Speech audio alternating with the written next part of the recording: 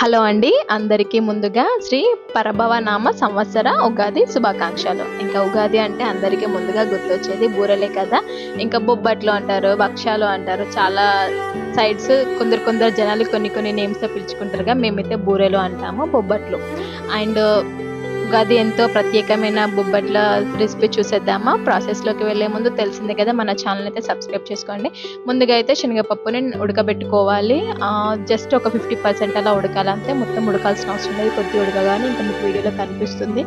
అలా ఉడకగానే ఇంకా తీసి పక్కన పెట్టేసి చల్లబరుచుకొని ఇంకా తర్వాత మిక్సీ పట్టుకోవాలా. అందులో షుగర్ యాడ్ చేసి పడతారు. నేనైతే ఇంకా షుగర్ స్కిప్ చేశాను, బెల్లంతోనే చేశాను.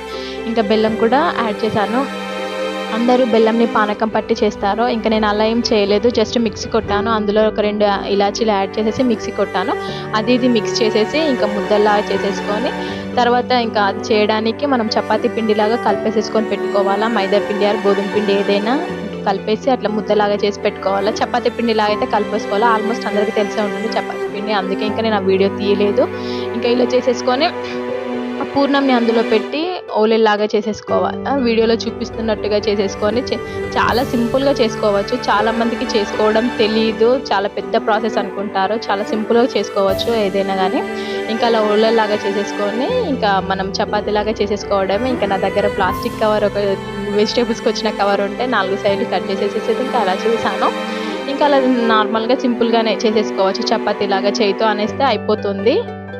ఇంకా అలా చేసేసుకున్న దాన్ని కొద్దిగా నెయ్యి వేస్తూ కాల్చుకోవచ్చు, అలాగే ఆయిల్ వేసి కూడా కాల్చుకోవచ్చు. ఇంకా నేనైతే ఆయిల్ వేస్తూనే కాల్చాను.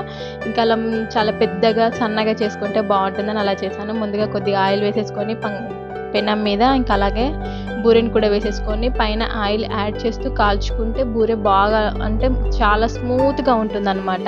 ఆయిల్ వేయకుండా కాల్చుకుంటే కొంచెం దొడ్డుగా వస్తుంది అండ్ అసలు గట్టి అయిపోతుంది ఈజీగా. ఇలా అయితే బాగుంటుంది. ఒకసారి ఇలా ట్రై చేయండి. అండ్ మీలో ఎంతమందికి బూరెలు ఇష్టమో అది కూడా కామెంట్ బాక్స్లో తప్పకుండా నాతో షేర్ చేసుకోండి. చాలామంది పండగ అంటే పండగలకు ముందు తినాల్సినవి ఉంటాయని చాలామంది వెయిట్ చేస్తూ ఉంటారు. అండ్ ఇంకా బూరెలు అంటే చాలా స్పెషల్, ఉగాదికి ఖచ్చితంగా చేసుకుంటారు కాబట్టి. అండ్ బూరెని ఇలా హాఫ్ ఫోల్డ్ ఎందుకు చేస్తారో కూడా తెలిసిన వాళ్ళు కామెంట్ బాక్స్లో తప్పకుండా షేర్ చేయండి. అండ్ అలాగే వీడియో నచ్చితే లైక్ చేయండి, షేర్ చేయండి, అలాగే సబ్స్క్రైబ్ చేయడం మాత్రం అస్సలు మర్చిపోవద్దు. అండ్ ఏదైనా మీ ఫ్రెండ్స్ అండ్ ఫ్యామిలీ మెంబర్స్కి మన వీడియోని షేర్ కూడా చేయండి, ఎందుకంటే బొబ్బట్ల లవర్స్ ఉంటారు కదా, వాళ్ళకి షేర్ చేసేయండి. అండ్ నెక్స్ట్ వీడియోలో మన ఛానల్లో ఏ వీడియో కావాలో తప్పకుండా కామెంట్ బాక్స్లో షేర్ చేయండి. నేనైతే ఉగాది పచ్చడి వీడియో చేద్దామని అనుకుంటున్నా. ఆ వీడియో ఎంతమందికి కావాలో ఖచ్చితంగా కామెంట్ చేయండి. ఉంటా మరి, బాయ్.